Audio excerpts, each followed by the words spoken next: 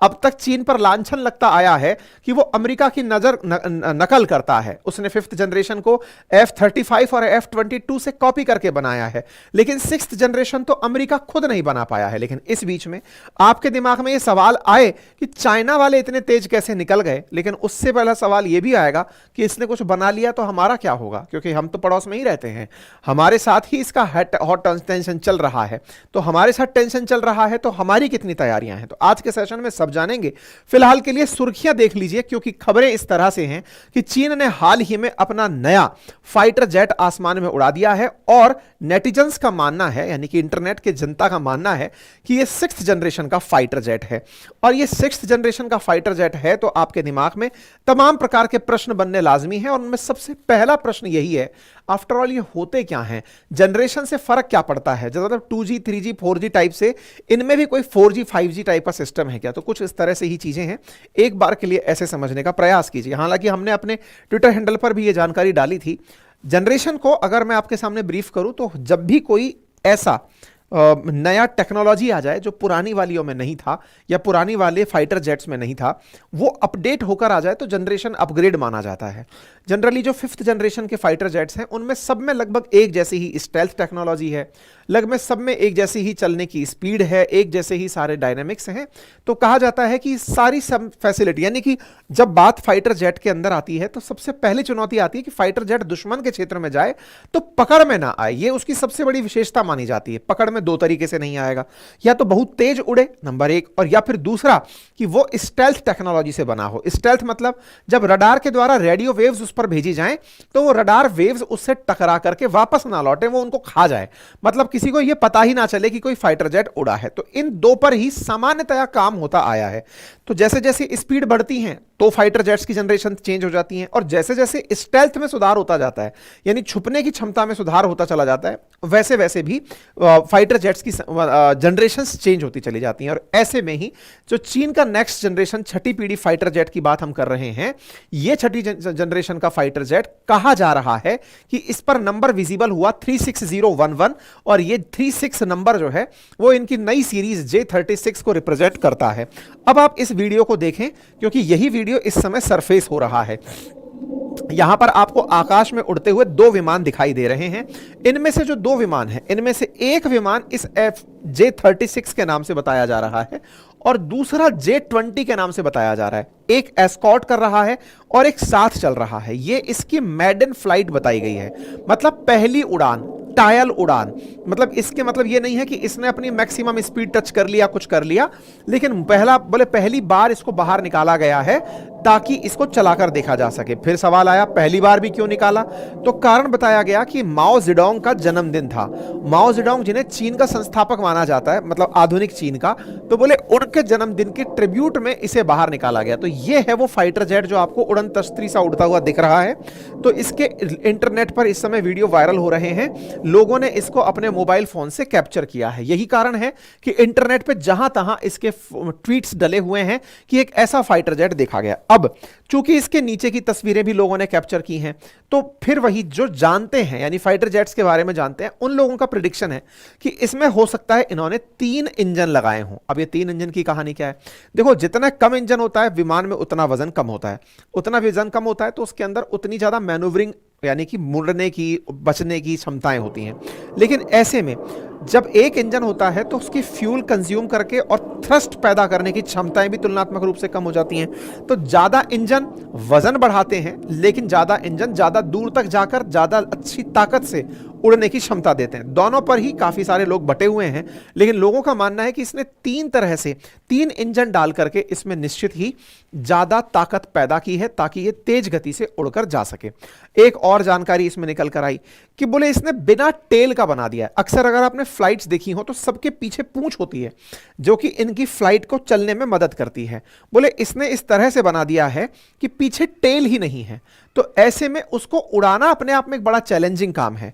तो कहा जा रहा है कि हो सकता है इन्होंने इस एयरक्राफ्ट के अंदर आर्टिफिशियल इंटेलिजेंस का उपयोग करके जो भी मतलब एयर के डायनेमिक्स हैं उनका उपयोग किया है ताकि ये बैलेंस करके उड़ सके।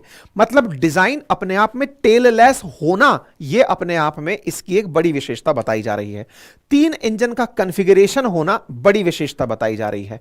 जब 3 इंजन है तो पेलोड ज्यादा ले सकेगा और ज्यादा लंबी दूर तक उड़ सकेगा, ये इसकी चौथी बड़ी विशेषता बताई जा रही है। और सबसे इंपॉर्टेंट, चूंकि इसमें स्टेल्थ टेक्नोलॉजी है तो ये लंबा सर्वाइव कर पाएगी। स्टेल्थ टेक्नोलॉजी है का मतलब क्या है? इसका मतलब यह है कि ये किसी की पकड़ में नहीं आएगी। इस तरह की विशेषताओं के साथ इसे बताया गया है। क्या अमेरिका ने ऐसा कुछ बनाया है? तो अमेरिका अभी F-22 और F-35 से ऊपर नहीं उठ पाया है। इससे ऊपर उठने के लिए उसने NGAD नाम से जो डिजाइन बनाया हुआ था वो भी कुछ ऐसा ही है, बिना टेल का। जैसे F-22 देखेंगे तो उसमें टेल है। NGAD इसने नेक्स्ट जनरेशन एयर डोमिनेंस के नाम से लॉकहीड मार्टिन को टारगेट तो दिया हुआ है कि तुम बनाओ और इससे भी ऊपर जनरेशन का बनाओ। अब आपके दिमाग में फिर सवाल आने लगेगा, 5th जनरेशन में बहुत अच्छा स्टेल्थ की पकड़ में ना आए तो फिर 6th जनरेशन की जरूरत क्या है? तो अब इसको भी थोड़ा सा समझ लेते हैं। देखिए क्या है कि पकड़ में ना आए, जब ये लाइन बोली जाती है ना तो पॉइंट ये निकल के आता है कि पकड़ में ना आए और फिर उससे भी ऊपर का कुछ बना दिया, फिर तो आपने स्पीड में ही कुछ खेला कर दिया होगा, क्योंकि 5वीं पीढ़ी के ही पकड़ में आने बंद हो गए थे। तो आंसर ये है कि 6th जनरेशन में जब आप 5th से 6th मूव होते हैं तो 6th जनरेशन में जो भी ये फ्लाइट्स हैं या फिर ये जो उड़ने वाले जो फ्लाइंग ऑब्जेक्ट्स हैं, इनकी रडार रेंज बढ़ा दी गई है। मतलब जैसे इसमें बताया गया है कि इतने माइक्रोमीटर से लेकर के या इस रेडिएशन रेंज में ये पकड़ नहीं आएगा, तो इसमें वो स्पेक्ट्रम बड़ा कर दिया गया कि इतने बड़े स्पेक्ट्रम में भी नहीं पकड़ा जाएगा। इसकी रडार की रेडिएशंस लिमिटेड हैं, इसकी रडार रेडिएशंस बहुत बड़ा रेंज कर दिया। तो इसका मतलब यह हुआ कि जो जनरली लगते हैं रडार, उनसे तो ये पकड़ में नहीं आएगा, लेकिन अगर कोई रेडिएशंस की रेंज को ऊपर नीचे करे तो हो सकता है पकड़ में आ जाए। तो जो नए जनरेशन के जो फ्लाइट जो बन रहे हैं 6th जनरेशन के, उसमें इस वेवलेंथ की रेंज को बड़ा कर दिया जा रहा है कि इतनी बड़ी वेवलेंथ के रेंज में पकड़ में नहीं आएंगे। ये NGAD की विशेषता इसमें बताई गई है। तो उम्मीद है कि आप लोगों को NGAD या फिर जो नेक्स्ट जनरेशन है उसकी विशेषता पता चले। दूसरा, जनरली जब भी कोई फ्लाइट मतलब एयरक्राफ्ट युद्ध में भेजे जाते हैं तो उनकी 2 तरह की बातें बताई जाती हैं। क्या? या तो वो इन एयर फाइट अच्छी करें, यानी दुश्मन के दूसरे फाइटर जेट से अच्छी फाइट करें, या दूसरा बॉम्बर अच्छे हों। बॉम्बर अच्छा होने का मतलब क्या है? दोनों में अंतर क्या है? जब इन एयर आप उड़ते हैं तो इन एयर आपको दुश्मन के एयरक्राफ्ट के साथ मैन्यूवरिंग करनी होती है। उसके साथ में जो क्या कहते हैं ना, उसको एक पर्टिकुलर शब्द यूज किया जाता है, अभिनंदन के बारे में यूज किया गया था। जो हमारे वो थे ना, एक सेना के अधिकारी जो पाकिस्तान में चले गए थे, मतलब उनका फ्लाइट खराब हो गया था, पाकिस्तान का हमने उनके फाइटर जेट्स गिरा दिए थे। तो ये जो एक डॉग, इसको डॉग शब्द से कुछ आता है, इसका नाम मैं मिस कर रहा हूं। तो होता यह है कि इस तरह से जब 2 फ्लाइट्स आमने सामने होती हैं तो मैन्यूवरिंग जितना अच्छे से कोई फ्लाइट कर पाएगी, मतलब कि आगे पीछे अगर अपनी स्पीड को बदल पाएगी या ऊपर नीचे बहुत तेजी से हो पाएगी, तो वो फ्लाइट तो फाइटिंग में अच्छी मानी जाती हैं, या फिर वो जहाज फाइटिंग में अच्छे माने जाते हैं। दूसरे जो बॉम्बर्स होते हैं, डॉग फाइट ही बोलते हैं ना उसको, हाँ मैं डॉग शब्द लेने में थोड़ा सा डर रहा था, और कुछ शब्द बोलते हो तो बता दीजिएगा, मैं थोड़ा सा मिस कर गया था। ठीक है, अच्छा कमेंट्स आ गए हैं आप लोगों के, ठीक है। अच्छा, दूसरा जो है बॉम्बर, बॉम्बर की खासियत क्या है कि आप बहुत तेज स्पीड में तो उड़ रहे हो, लेकिन उड़कर किसी को दिखाना थोड़ी है कि देखा वो कितना तेज उड़ा, ये तो विशेषता नहीं दिखानी है आपको। तो फिर क्या है? उड़कर के दुश्मन के सटीक ठिकाने पर बम गिराना है। तो कितनी जबरदस्त प्रिसीजन है कि आप आवाज की 2 गुना गति से उड़ रहे हैं और उड़ते उड़ते आपने बॉम्ब गिराया और वो एग्जैक्ट जगह पर जाकर गिरा। तो ये 2 काबिलियत जब फ्लाइट्स में होती हैं तो उन्हें उन्नत किस्म की फ्लाइट माना जाता है। तीसरी जो किस्म है वो मानी जाती है कि वो कितना दूरी तक एक बार के फ्यूल में उड़ पाता है। जब ये 3 काबिलियत एक साथ मिलती हैं तो फाइटर जेट की किस्म सुधरती चली जाती है। ठीक है, तो ऐसे में कहा जा रहा है कि जो अमेरिका NGAD बना रहा है उसको 1000 नॉटिकल माइल्स तक, नॉट्स तक उड़ाने की क्षमता रखता है। एक बार में फ्यूल भरा और उड़ा दिया। मैं एक छोटा सा कंपैरिजन दिखाता हूं। दुनिया में जो इस समय 5th जनरेशन के फाइटर जेट्स हैं उनमें भी कितना वेरिएशन है वो देखिए आप। रूस के पास सुखोई 57 है, 5th जनरेशन है। इसके पास में 22 मीटर का लेंथ है। लेंथ ज्यादा होगा तो उसका नुकसान होता है कि रडार में पकड़ में आने वाला क्षेत्र ज्यादा होता है, इसलिए ट्राई करते हैं लोग कि हम और छोटा फाइटर जेट बनाएं, जितना छोटा होगा उतना अच्छा होगा।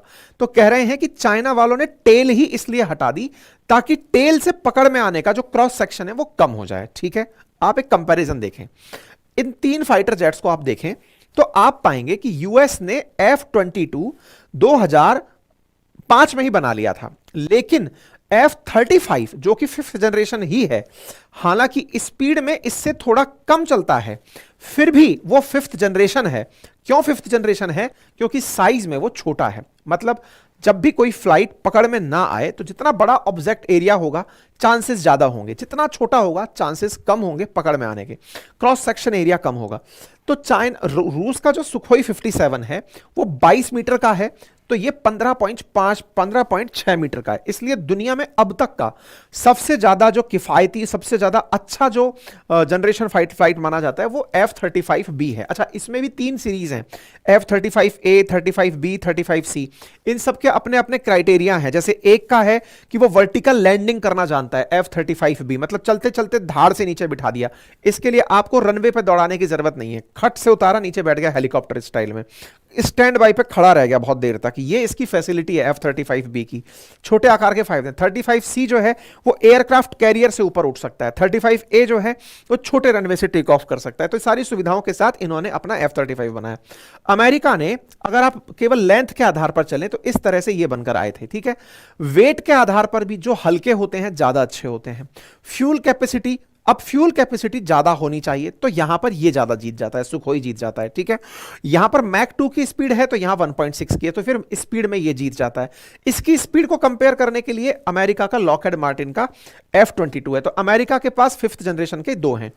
चाइना वालों ने 2018 में कहते हैं कि J-20 बनाया था इनके कंपैरिजन में, F-35 और F-22 के कंपैरिजन में, लेकिन हाइट थोड़ी सी, मतलब लेंथ थोड़ी ज्यादा बना के ले गया और स्पीड जो है वो कंपटीशन की लेकर नहीं गया। तो बोले इस तरीके से, लेकिन फिर भी वो J-20 बनाकर 5th जनरेशन बना ले गया। जब ये 5th जनरेशन बनाया तो हाल ही में फिर एक चर्चा निकली और वो ये थी कि चाइना वालों ने J-35 भी बना लिया है, मतलब इससे कम आकार का, तेज स्पीड का और बढ़िया इसी तरह की फैसिलिटीज के साथ, वर्टिकल लैंडिंग वगैरह के साथ F-35 की कॉपी J-35 बना ली है। तो अभी थोड़े दिन पहले सितंबर में उनके यहां पर एक शो था, उस शो के अंदर वो जानकारी निकल के आई थी, तो लोगों ने कहा कि देखो इसने रिवर्स इंजीनियरिंग से बना लिया। लेकिन टेक्नोलॉजिकली जब ये J-36 बना ले रहा है, जो कि इनमें से किसी के पास नहीं है, ये दर्शाता है कि केवल रिवर्स इंजीनियरिंग नहीं, वो साइंस पर पैसा खर्च कर रहा है, और पैसा खर्च कर रहा है नई नई रिसर्चेस पर पैसा खर्च कर रहा है। ठीक है, चाइना 2017 में बोल चुका था कि हम 6th जनरेशन पर काम कर रहे हैं और हम ऐसा बनाएंगे जिससे कि लोगों को एकदम सदमा सा लग जाएगा कि ये बना क्या दिया है। जैसे ये टेराहर्ट्ज फैसिलिटीज पर जनरली नहीं पकड़े जाते 5th जनरेशन, लेकिन जो 6th जनरेशन है ये कितनी भी बड़ी रेंज पर आप नहीं पकड़ पाओगे। ठीक है, इसलिए ये अपने आप में बड़ी बात है। 26 दिसंबर के दिन इस फ्लाइट को उड़ाया गया, अगले दिन खबरों में छपने लगा। 26 दिसंबर के दिन माओ जेडोंग का जन्मदिन था। माओ जेडोंग जो चाइना के संस्थापक माने जाते हैं, उनके जन्मदिन पर ट्रिब्यूट देने के लिए इस फ्लाइट को मेडन फ्लाइट में उड़ाया गया, ऐसा नेटिजन्स का मानना है। ठीक है, चाइना 2019 में भी खबर निकल कर आई थी कि 6th जनरेशन पर लगातार ट्राई कर रहा है, और अगर ये मेडन फ्लाइट है, हालांकि अभी इसका शक्ति परीक्षण नहीं हुआ है, लेकिन चलाकर अगर देखा गया है तो अपने आप में ये बहुत सारी बातें बता रहा है। ठीक है, तो काफी सारे लोग इस पर जो विषय विशेषज्ञ हैं वो अपनी तरफ से सारी जानकारियां दे रहे हैं।